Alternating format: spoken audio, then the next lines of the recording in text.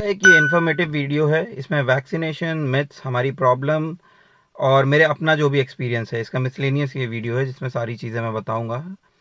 तो पहली चीज़ वैक्सीनेशन। तो वैक्सीनेशन के ऊपर बहुत सारे मिथ हैं, जिसमें नया आया है कि मेंस्ट्रुएशन के टाइम वैक्सीनेशन नहीं लगाना चाहिए। This is bogus, totally bogus. इस पर बिल्कुल ध्यान मत दीजिए। Once again they are trying to project menstrual cycle as an evil thing, as a evil thing. तो भैया सिरे से नकार दीजिए, ऐसा कुछ भी नहीं। ठीक है। Then you come to second part कि वैक्सीन से इनफर्टिलिटी होती है। ये चीज़ पोलियो वैक्सीनेशन के टाइम भी बहुत फैलाई गई थी, जिसकी वजह से हम एलिमिनेशन प्राप्त करने में ना हमको बहुत दिक्कतें हो रही थी। हम उसको उस टाइम एलिमिनेट नहीं कर पा रहे थे, क्योंकि कहीं कहीं रीजन्स में ये चीज़ें फैली हुई थी। उसके बाद भी जब उन लोग को पोलियो ड्रॉप पिलाई गई तो आज उनकी जवानी हिलोरे मार रही है और बच्चे पे बच्चे पैदा हो रहे हैं। तो ये एक टोटली ख़राब बेसिस है। इसके अलावा वैक्सीन के फेवर में मैं आपको कुछ और पॉइंट बताना चाहूँगा। अब आपको याद होगा, पुरानी बीमारियों में से एक थी स्मॉल पॉक्स। 1977 के बाद ये इंडिया में नहीं देखी गई, जहाँ तक मैं ठीक हूँ, 1-2 साल ऊपर नीचे हो सकता है।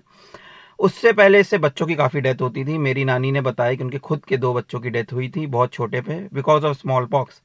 अब नहीं होती है, अब देखने को भी नहीं मिलता है, बिकॉज ऑफ वैक्सीनेशन, और कोई रीज़न नहीं है इसका। उससे पहले सालों तक लोगों की डेथ हुई, बच्चों की डेथ हुई। दूसरा आपका आता है पोलियो। तो है ही एक पोलियो। अब आप लोगों को स्ट्रगल करते हुए नहीं देखते हो पोलियो की वजह से, कि उन्हें पोलियो की वजह से कष्ट झेलना पड़े अपने रोज़ के जीवन में, वो अब नहीं होता है। तो ये भी एक आपके सामने जीता जाता है एग्जाम्पल है। पुराने ज़माने की आपने बहुत पुरानी एक चीज़ सुनी होगी कि जंग वाले चाकू से कट जाए तो अच्छा नहीं होता, तुरंत टिटनेस का इंजेक्शन लगाओ। राइट, ये पुराने ज़माने में होता था। अब जब से यूनिवर्सल इम्यूनाइजेशन फॉर टिटनेस आ गया है, अब आपको टिटनेस की वजह से डेथ होना बहुत कम दिखती होंगी। ठीक है ना, एकदम ना के बराबर। Same goes to rabies. अब रेबीज की वजह से डेथ बहुत कम होती है, ना के बराबर। अब आ जाइए करंट कोविड वैक्सीनेशन के लिए। करंट कोविड वैक्सीनेशन में जो सबसे पहला जो दिक्कत आ रही है, जो लोग बता रहे हैं कि लोगों को अभी भी कोविड हो रहा है। तो अलग अलग स्ट्रेन आ रहे हैं, लोगों को कोविड हो रहा है, लेकिन सबसे अच्छी चीज़ है, it's not taking a deadly अवतार दिस टाइम। मतलब in the people who are vaccinated, not this time but in the people who are vaccinated. और ये मैं अपने पर्सनल एक्सपीरियंस से बता रहा हूँ, क्योंकि जो हेल्थ केयर वर्कर जो सीरियस हो रहे हैं, जो मेरी जानकारी में है, और मैंने उनसे पूछा क्या आपको वैक्सीन लगा है, 100% of the time the response is कि they have not got vaccinated 100% of time, या उन्होंने 1 डोज लिया है अभी तक।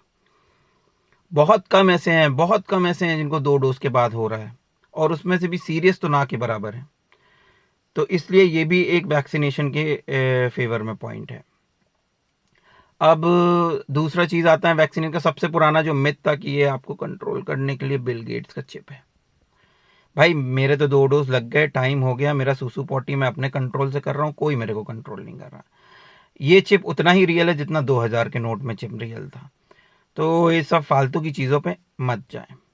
ठीक है, vaccination is good, is safe, but मेरा एक पॉइंट ऑफ कंसर्न है कि जब 1 तारीख से for all the people above 18 ये खुलेगा, तो कहीं भगदड़ ना मच जाए, लोग भीड़ लगा के ना पहुंच जाए। जो एक कंसर्न मेरे सामने आई कि बहुत से लोग वैक्सीन लगाते टाइम जब सेंटर्स पे जा रहे हैं, they are getting infected with COVID. तो आपको बहुत ध्यान से जाना है वैक्सीन सेंटर पे, पूरा प्रिकॉशन लेकर, और ये ध्यान रख के कि आप जहाँ जा रहे हो वहाँ भीड़ कम हो, ऐसे टाइम पे जाओ जहाँ भीड़ कम हो। बट ये भी ना हो कि सब के सब उसी टाइम पे जाने लगे जब उन्हें लगे कि भीड़ कम हो। तो इस चीज़ का अपने को ख्याल रखना है कि बहुत से लोग वैक्सीनेशन के टाइम इन्फेक्ट हो रहे हैं। ठीक है, then we come to our next topic कि हम लोगों को क्या क्या चैलेंजेस फेस करने पड़ रहे हैं। तो यार सबसे बड़ा चैलेंज तो वही है कि लोगों की उदासीनता बहुत है।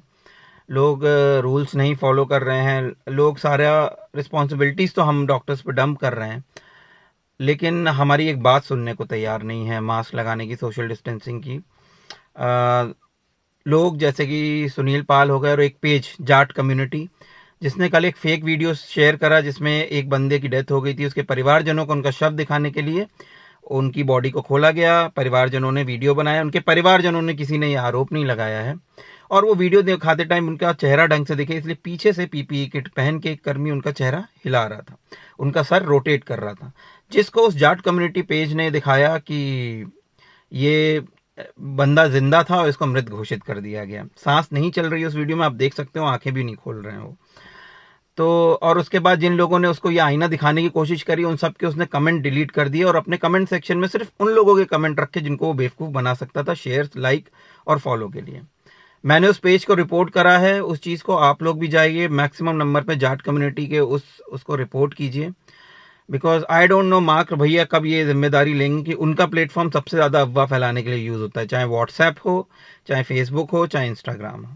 और ये चीज़ मैं इंस्टाग्राम पे ही डाल रहा हूँ उनको, शायद कोई इसको सुने ट्रांसलेट करके या कुछ करके मार्क भैया तक पहुंचा दे कि देखिए ये चीज़ ठीक नहीं है, this is not a good sign for society.